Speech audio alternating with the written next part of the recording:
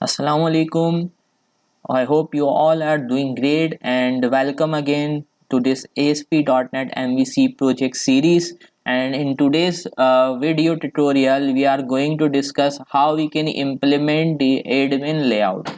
हम आज की इस वीडियो के अंदर एडमिन डैशबोर्ड को इम्प्लीमेंट करने की कोशिश करेंगे। बेसिकली हम इस वीडियो के अंदर एडमिन डैशबोर्ड का लेआउट क्रिएट करेंगे। जैसे कि आपने प्रीवियस वीडियोस देखी होंगी, पार्ट 1 के अंदर हमने जो है पहले फ्रंट एंड का जो है वो डिसाइड किया था कि फ्रंट एंड के लिए हम कौन सा टेम्पलेट यूज़ करेंगे।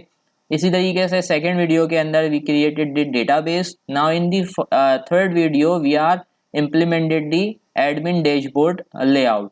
तो उसके लिए मैंने यहाँ पर ये एडमिन पैनल जो है वो यहाँ पर डिसाइड किया कि हम इस एडमिन पैनल को यूज़ करने वाले हैं।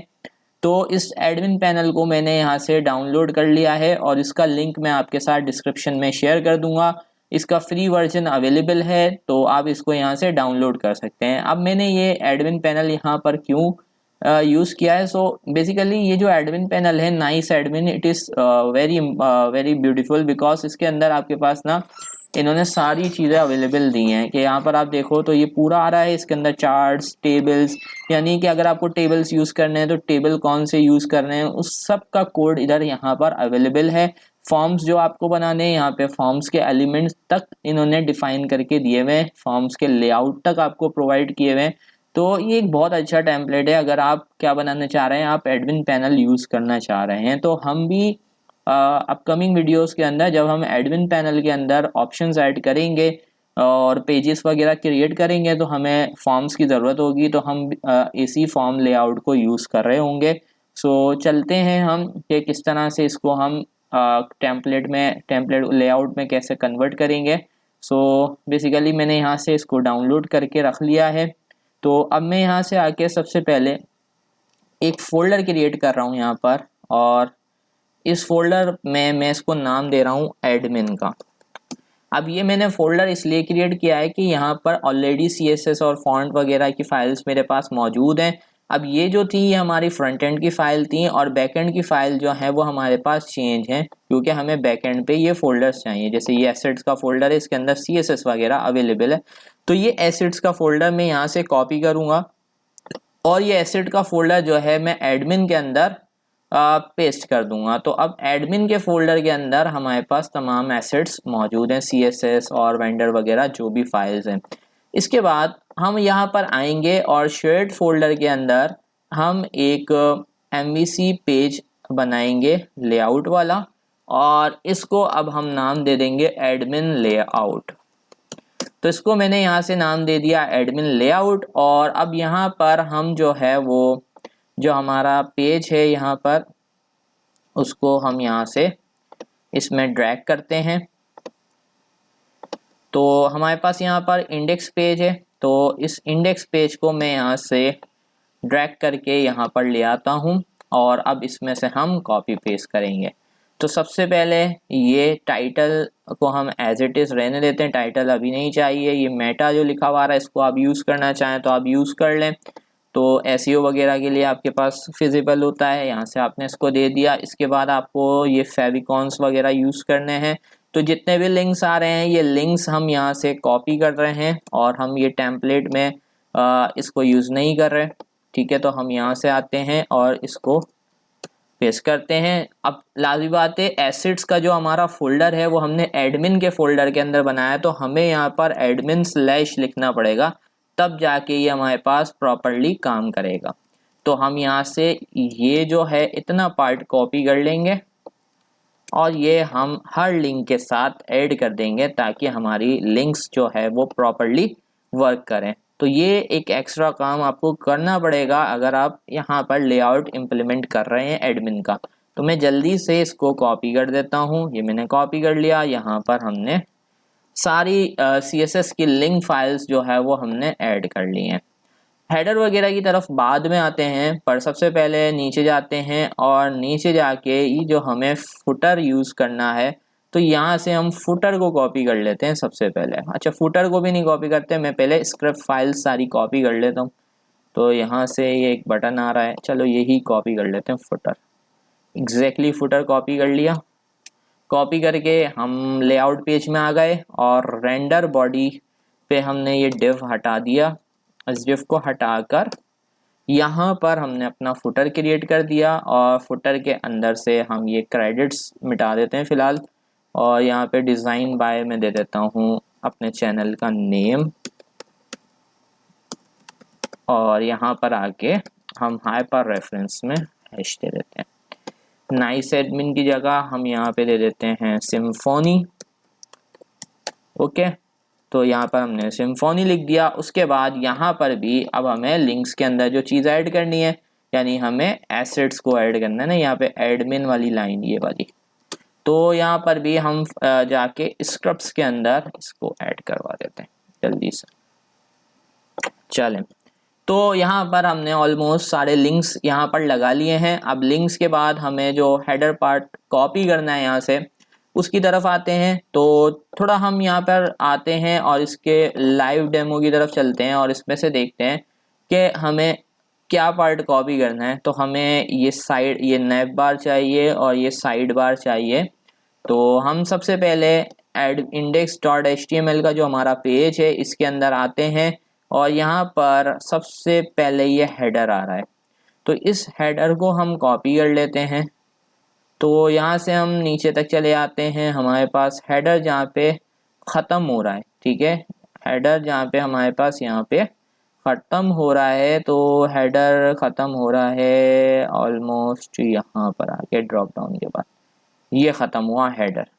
तो हेडर को हमने कॉपी किया और हेडर आकर हमने यहाँ पर पेस्ट कर दिया।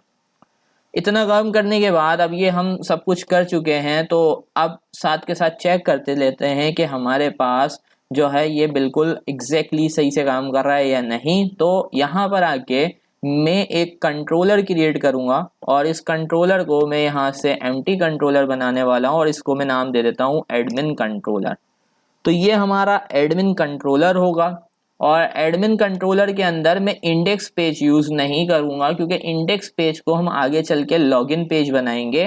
तो इस वजह से मैं यहाँ पर इंडेक्स यूज़ नहीं कर रहा, मैं इसको नाम दे रहा हूँ कि यहाँ पर हम एक डैशबोर्ड के नाम से पे बना रहे हैं और यहाँ पर हम एक व्यू ऐड करवा रहे हैं और ये हमारे पास एडमिन लेआउट को यूज़ करेगा। तो ये हमने यहाँ से डैशबोर्ड का लिंक जनरेट कर लिया। अब इस व्यू को हम पहले देख लेते हैं कि ये व्यू हमारे पास किस तरह का रिजल्ट डिस्प्ले कर रहा है। There is an error. Okay, so असल में इस टेम्पलेट के अंदर ना हमें एसिड के अंदर एक फोल्डर होता है यहाँ पे टिनी के नाम से, टिनीम्स के नाम से। इसको मैं डिलीट कर देता हूँ क्योंकि इसके साथ हमें कुछ काम करना नहीं है। इसकी फाइल्स जो है वो थोड़ा प्रॉब्लम क्रिएट कर रही होती हैं। तो इनको रिमूव करने के बाद आप एक दफ़ा अपने प्रोजेक्ट को रीबिल्ड कर लें, ठीक है। अगर आपके पास भी ज़्यादातर क्या होता है कि टाइप स्क्रिप्ट की फाइल्स होती हैं, indet.txt की फाइल, तो वो जब आप ऐड करा देते हैं ना वो प्रॉब्लम कर रही होती है, तो हमने उनको रिमूव करना होता है अगर वो आपके पास प्रॉब्लम कर रही होती है। तो मैंने भी उनको यहाँ से रिमूव कर दिया है। और अब आप देखिए मैंने यहाँ से अपना एडमिन के अंदर डैशबोर्ड का जो व्यू है उसको यहाँ पर लोड करवाया है और अब हम देखते हैं कि हमारे पास डैशबोर्ड के सारा, तो डैशबोर्ड हमारा बिल्कुल एग्जैक्टली सेट आ रहा है। अब इस डैशबोर्ड के अंदर हमारे पास नैव बार आ गई है, अब हमें साइड बार लानी है, ठीक है। और यहाँ पे हमने लास्ट में सिम्फोनी लिखा था और यहाँ पर हमने डिज़ाइन बाय टेकी असद लिखा था, तो वो एग्जैक्टली वैसे ही आ रहा है। तो चलें अब आते हैं हम एडमिन लेआउट के अंदर और सबसे पहले हम अपनी नैव बार को थोड़ा सा सेट कर लेते हैं। तो नैव बार में आते हैं, हमने कहा भाई हमें नैव बार के अंदर जो सर्च बार आ रही है उसकी ज़रूरत नहीं है, तो हमने उसको हटा दिया। यहाँ पे हमने नाइस एडमिन की जगह लिख दिया सिम्फोनी एडमिन, ठीक है। और यहाँ पर आके अब हमारे पास यहाँ पर आप देखो तो ड्रॉप डाउन आ रही है, यहाँ पे ये 4 और 3 ये लिखा हुआ है। अगर आपको ये चाहिए तो आप इनको रखेंगे, वरना आप इनको भी यहाँ से रिमूव कर सकते हैं। तो मैं अभी फ़िलहाल के लिए इनको रिमूव कर रहा हूँ, अगर मुझे इनकी ज़रूरत होगी तो मैं आगे चल के इनको यूज़ कर लूँगा। तो मैंने इनको भी यहाँ से रिमूव कर दिया। रिमूव करने के बाद अगर मैं रिफ़्रेश करूँ तो आप देखो मेरे पास कुछ इस तरह का डिस्प्ले आ रहा है। तो कहाँ पर प्रॉब्लम आई है, आई थिंक मैंने ज़्यादा जो है ना वो यहाँ पर ड्रॉप डाउन के अंदर से चीज़ें हटा दी हैं, ये नहीं चाहिए, इसको हटा दिया। रिफ्रेश करते हैं, अभी भी प्रॉब्लम आ रही है। ओके, कंट्रोल जी, सबसे पहले इसको हटाते हैं भाई। ये LI आ रहा है, नेव आइटम ड्रॉप डाउन, ये किसका आ रहा है? Okay, shifting drop down, show all notification. एक दफ़ा मैं इसको रिफ्रेश करूं। अच्छा, ओके, बैजेस जो रिमूव करने थे वो यहाँ पर थे। बैजेस यार, बैजेस ये रहा, ये पूरा बैज आ रहा है। उसके बाद राइट साइड पे हमारे पास जो है प्रोफाइल इमेज वगैरह आ रही है। तो ये पूरा हमें मैसेज वाला जो नेफ है ना, यहाँ से ये रहा, ये आ रहा, इसको रिमूव करना पड़ेगा। यहाँ से पर जाते हैं, नेव आइटम ड्रॉप डाउन, यहाँ से इसको यहाँ पर ओके। सो अब हमारे पास एग्जैक्टली सही आ गया, और ये हमारे पास ये बटन्स तो हमें रिक्वायर्ड है, तो इनको हम एज इट इज रहने देंगे। अब आगे चलते हैं कि भाई हमारे पास ऑल गुड है, यहाँ पर ये बटन भी काम कर रहा है। अब देखो ये मूवमेंट कर रहा है, तो यहाँ पे सिम्फोनी एडमिन भी लिखा हुआ आ गया है, और अब हमारी नेव बार जो है वो भी सिंपल हो चुकी है। अब हमें राइट साइड पे क्या करना है, हमें राइट साइड से जो है वो साइड बार बनानी है, और साइड बार के लिए मेरे पास वो इंडेक्स पेज को मुझे फिर से यूज़ करना पड़ेगा। तो मैं इंडेक्स पेज को ओपन कर लेता हूँ। तो एक मिनट, मैं इसको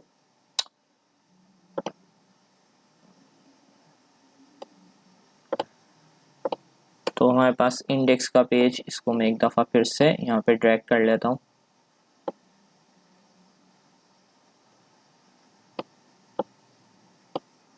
यहाँ से मैंने इसको ड्रैग कर लिया। ओके, तो ये हमारे पास आ गया। अब हमें साइड बार यहाँ से लेनी है, तो मैं यहाँ से साइड बार के कोड पे चले जाता हूँ। तो ये हमारी साइड बार आ रही है, तो यहाँ से मुझे पूरी साइड बार का कोड चाहिए। तो जहाँ पे हमारा साइड बार ख़त्म हो रहा है उसको हम यहाँ से ख़त्म कर लेंगे। रेवेन्यू कार्ड वगैरह नहीं चाहिए हमें, ये देख लेते हैं कि कहाँ पे ख़त्म हो रही है। ये यहाँ से स्टार्ट हो रही है, इतनी लंबी है, मेन तक जाना है।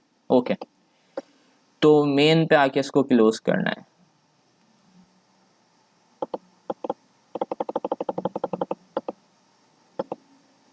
ये ना, ठीक है, यहाँ से हम पूरा साइड बार कॉपी करते हैं।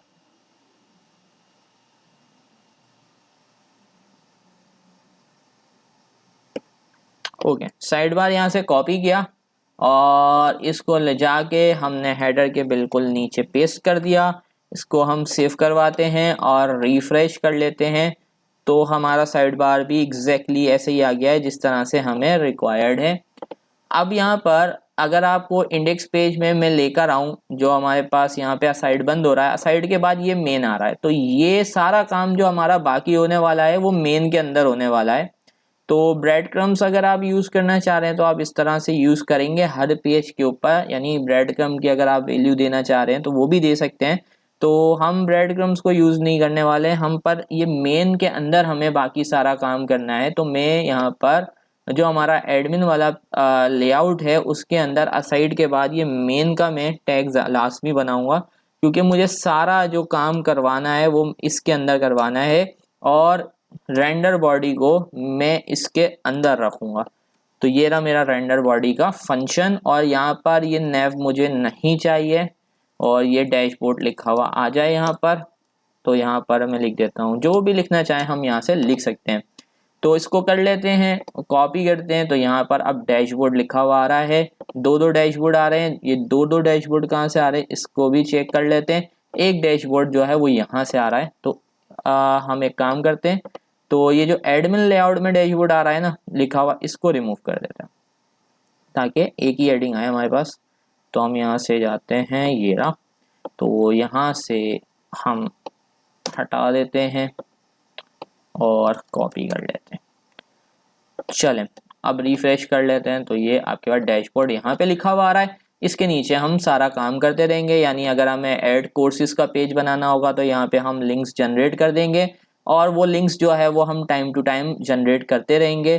तो यहीं पे आके आगे हम जो है वो काम करने वाले हैं बहुत सारा, पर इसको अभी भी हम जल्दी से थोड़ा और कस्टमाइज़ कर लेते हैं ताकि आगे चल के हमें कोई प्रॉब्लम ना हो। तो देखें हमारे पास हमें एक ऐसा रखना है कंपोनेंट, यानी एक ऐसा रख लेते हैं जैसे ये फॉर्म वाला है तो इसको हम रख लेते हैं, बाकी सारे जो है ना वो हमारे पास हम लिंक्स जनरेट करते रहेंगे, यानी एक ड्रॉप डाउन वाला लिंक रख लेते हैं और एक हम सिंपल वाला लिंक रख लेते हैं ताकि जो है उसको हम फिर यूज़ करते रहेंगे। तो हमारे पास यहाँ पर सबसे पहले आना है, हमने यहाँ पर नेवबार के अंदर कंपोनेंट्स नहीं हमें यूज़ करना है तो कंपोनेंट्स वाला पार्ट हम यहाँ से कॉपी करेंगे, ख़त्म करेंगे इसको यहाँ से, ये कंपोनेंट्स नहीं चाहिए।